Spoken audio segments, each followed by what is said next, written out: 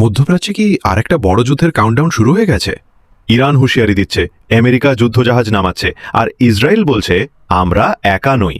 আজ আমি প্রমাণসহ বলবো আসলেই যুদ্ধের ঝুঁকি কতটা বাস্তব। কি ঘটছে এখন?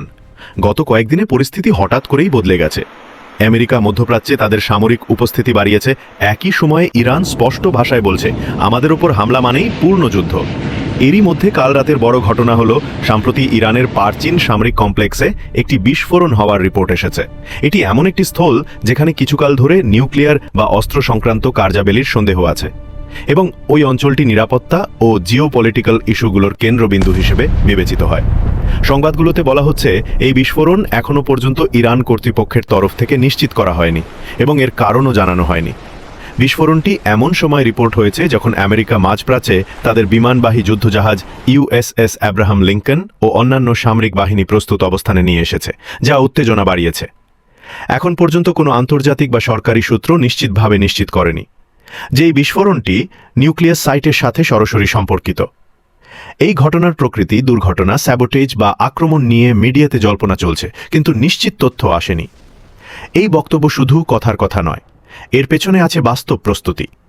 সবচেয়ে বড় প্রমাণ, মার্কিন নৌবাহিনীর aircraft carrier USS Abraham Lincoln এখন মধ্যপ্রাচ্য অঞ্চলে মোতায়েন।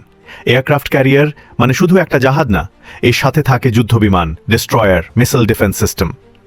আমার মতে এটা ওয়ার্নিং সিগন্যাল, সরাসরি যুদ্ধ নয় কিন্তু ফোর্স প্রজেকশন। ইরানের সরাসরি হুঁশিয়ারি। ইরানের শীর্ষ নিরাপত্তা কর্মকর্তারা পরিষ্কার করে বলেছেন, যদি আমেরিকা বা ইসরায়েল আঘাত করে তারা এটাকে লিমিটেড স্ট্রাইক হিসেবে দেখবে না। ইরানের রেভলিউশনারি গার্ড পর্যন্ত বলেছে তারা ট্রিগার রেডি অবস্থায় আছে। এখানে একটা গুরুত্বপূর্ণ কথা আছে। ইরান এখন আর শুধু প্রতিক্রিয়ার কথা বলছে না, তারা প্রিপারেশনের কথা বলছে। এরই মাঝে ইসরায়েল ও আমেরিকার ঘনিষ্ঠতা। ইসরায়েল ও আমেরিকা নতুন দীর্ঘমেয়াদী নিরাপত্তা চুক্তি নিয়ে আলোচনা করছে। এর মানে কি? ইসরায়েল বুঝছে সামনে বড় সংঘর্ষ হতে পারে, তাই তারা কূটনৈতিক ও সামরিক দুদিকেই ব্যাকআপ চাইছে। এটা ছোট খবর না, এটা যুদ্ধের আশঙ্কার ইঙ্গিত। সবচেয়ে ইন্টারেস্টিং ব্যাপার হলো, সৌদি আরব ও ইউএই, আরবের মতো গুরুত্বপূর্ণ দেশগুলো বলছে তারা ইরানের বিরুদ্ধে সরাসরি আক্রমণে অংশ নেবে না এবং তাদের আকাশসীমা ব্যবহার অনুমতি দেবে না। এর মানে আমেরিকার জন্য যুদ্ধ সহজ হবে না, আর যুদ্ধ হলে সেটা হবে খুবই জটিল। তাহলে কি যুদ্ধ নিশ্চিত? সোজা উত্তর, এই মুহূর্তে যুদ্ধ শুরু হয়নি, কিন্তু ঝুঁকি আগের যে কোনো সময়ের চেয়ে বেশি। আমার বিশ্লেষণ অনুযায়ী আমেরিকা এখন চাপ সৃষ্টি করছে, ইরান এখন প্রতিশোধের প্রস্তুতিতে, ইসরায়েল ওয়ার্স্ট কেস সিনারিও ধরে এগোচ্ছে। এই তিনটা একসাথে থাকলে একটা ভুল হিসাবই বড় যুদ্ধ ডেকে আনতে পারে। পরিস্থিতি দ্রুত বদলাচ্ছে, আর মূলধারার মিডিয়া অনেক দিকেই খুদিকি খোলাখুলি বলছে না।